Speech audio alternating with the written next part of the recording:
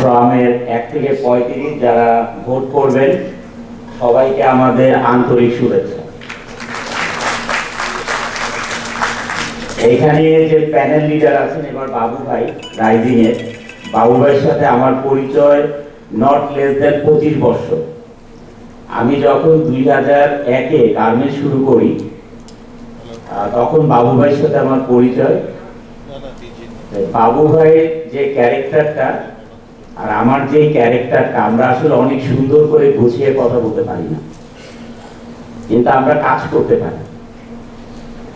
অনেক কষ্ট করে আমরা এই জায়গায় আসছি, বাবু ভাই এই জায়গায় আসছে অনেক কষ্ট করে। আমাদের মধ্যে সততা আছে, বাবু ভাইয়ের মধ্যে সততা আছে। বাবু ভাই মুখ দিয়ে কি বলবে না বলবে আমি জানি না, বাবু ভাইটা আমি বলে দিই যে ওনার মধ্যে সততা আছে, অনেক কষ্ট করেন, অনেক কাজ করেন, মিথ্যার ধারধারি নাই। তবে এখানে আমার এক ভাই অনেক বড় প্রশ্ন করেছেন, মানে ওনার মনের কথাগুলো প্রকাশ করার চেষ্টা করেছেন যে আমরা বিজিএমইতে ভালো আছি না খারাপ আছি। টাকা পয়সা ইউক্রেন যুদ্ধের পর থেকে আসলে আমরা টাকা পয়সার প্রবলেমে আছি। সেটা আমাদের দেশের কোনো পলিটিক্যাল প্রবলেম না, এটা ইন্টারন্যাশনাল মার্কেটের প্রবলেম। ইন্টারন্যাশনাল মার্কেটে ইউক্রেন যুদ্ধের পরে যেভাবে ধস নেমেছে অর্থনীতিতে, গার্মেন্টসে এসে এটা মানে আমরা ভোগ করতেছি এই কষ্টটা গার্মেন্টস মালিকরা। 2023 সালে ডিসেম্বরে একসাথে 54% থেকে 60% বেতন বেড়ে গেল গার্মেন্টসে। একই সাথে গ্যাস বিল 12 টাকা থেকে 32 টাকা 50। দেশ জুড়ে তোলপাড় ওয়ালটন এন্ড ফ্রিজ কিনে আপনিও হয়ে যেতে পারেন মিলেনিয়ার। পয়সা পার ইউনিট বেড়ে গেল।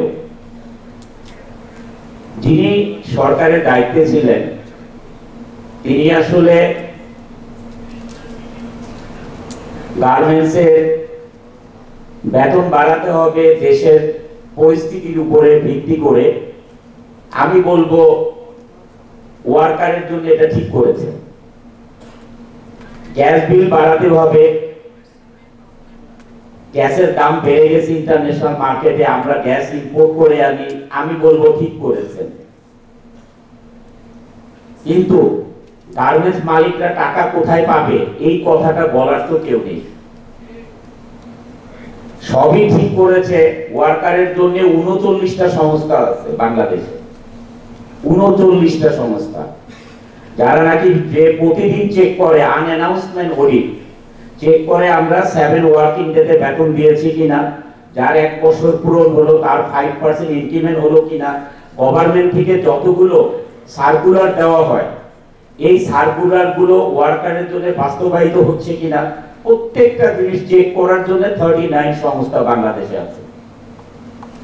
বাংলাদেশে বেশি দূরে যাওয়া দরকার নাই, প্যান্ডামিকেতে এখন পর্যন্ত 30% গার্মেন্টসের প্রাইস কমে গেছে। যদি 30% গার্মেন্টসের প্রাইস কমে যায় আর 70% স্যালারি বাড়ে, এটা কোথায় গার্মেন্টস মালিক সমন্বয় করবে? এই যে বোর্ড, এই বোর্ডটা বিজিএমইতে নাই।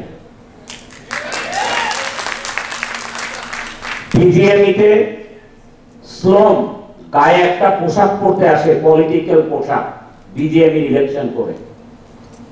আমার এক ভাই যে বলছে এটা সত্যি কথা বলছে। বিজিএমই ইলেকশন মিন্স গায়ে একটা পোশাক পরা, পলিটিক্যাল পোশাক।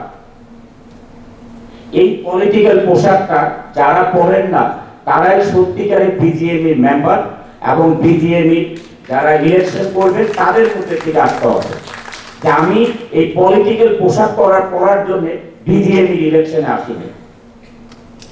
কারণ এটা একটা রাস্তা দেখানো যে পলিটিক্যাল, কারণ এটা বাংলাদেশের অর্থনীতির চাকা এই বিজিএমই দিয়ে ঘুরে। বিজিএমই বিকেএমই এই দুইটা সংস্থা দিয়ে বাংলাদেশের অর্থনীতির চাকাটা রোল করে। এই কারণে গভর্নমেন্টের চোখটা থাকে বা পলিটিক্যালদের চোখটা থাকে বিজিএমই বিকেএমই মেম্বারদের উপর, যে কারা পলিটিক্যাল পাওয়ার আছে তাদের মধ্যে, তাদেরকে নির্বাচন করা হয় বিভিন্ন জায়গাতে পলিটিক্যাল লিডারে। কিন্তু আসলে বিজিএমইর জন্য যদি ইলেকশন করতে হয় তাহলে আমি বলবো এই যে বাবু ভাই, ওনাকে তো মনে হয় না ওনাকে কয়েক হাজার ভরি গোল্ড বা ডায়মন্ড দিয়ে ওনাকে নিয়ে যেতে পারবে পলিটিক্সে।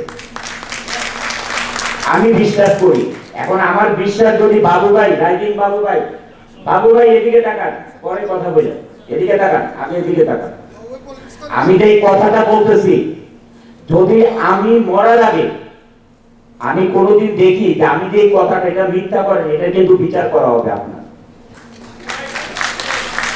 কারণ আমি অনন্ত জলিল বলতেছি এতগুলো মানুষের সামনে এবং সারা দেশ এগুলো কালকে নিউজ হয়ে যাবে, এটা কিন্তু বিচার করা হবে আপনাকে যে আপনি বিজিএমই পোশাক পরে পলিটিক্যালে যাবেন না। এটা এতদিন যে গার্মেন্টসের কাজ করেছেন, কষ্ট করেছেন, মানুষের বিশ্বাস আপনাকে বিশ্বাস করে দিলে আজকে বিজিএমই প্যানেল লিডার করা হয়েছে। খবরদার ভাই বলে দিলাম, এই শ্লোকটা পরে কখনো পলিটিক্সে যাবেন না। যাই হোক, ফয়সাল ভাই অনেক সুন্দর সুন্দর কথা বলতে পারে। আমি আগেও বললাম, আমরা ভাই গোসায় কথা বলতে পারি না, অনেস্ট মানুষ, কাজ করে এখানে আসি। এখানে আমাদের সৌদিও সবাই আছেন, সিনা স্যার আছেন, সবাই আছেন এখানে। আমরা এইটুকু বলতে চাই, ওই ভাইয়ের কথার উপরে ভিত্তি করে উনি না বললেও আমি এই কথাটা আজকে বলতাম, যে এই শ্রমটা কেউ করার চেষ্টা করেন না। থ্যাংক ইউ সবাইকে। আমরা আসলে আরেক ভাই যেটা বলছে অনেক সত্যি একটা কথা, গার্মেন্টস মালিকরা হাসির পাত্র হয়ে গেছে। গার্মেন্টস মালিক এই তারিখের মধ্যে বেতন না দিতে পারলে তাকে অ্যারেস্ট করা হবে। What is this? এগুলো গার্মেন্টস মালিকের কোন বেটা শিখাইছে যে একজন গার্মেন্টস ওয়ার্কারের সাথে 4 জন লোক জড়িত? বাংলাদেশে একজন ওয়ার্কারের সাথে 1 লক্ষ লোক জড়িত, 1 লক্ষ লোক জড়িত। তার সংসারে চিন্তা করলে হবে। এই গার্মেন্টসের সাথে বাংলাদেশের অলমোস্ট প্রত্যেকটা ইন্ডাস্ট্রি জড়িত গার্মেন্টসের সাথে। তাহলে কি শুধু গার্মেন্টসের সাথে 4 জন লোক জড়িত একজন ওয়ার্কারের সাথে? এটা সত্য নয়। যাই হোক, সবাইকে আবারও শুভেচ্ছা। সবাই ভালো থাকুন, সুস্থ থাকুন এবং বিজিএমই গার্মেন্টস ইন্ডাস্ট্রির জন্য কাজ করুন, নট পলিটিক্সের জন্য। ধন্যবাদ সবাইকে।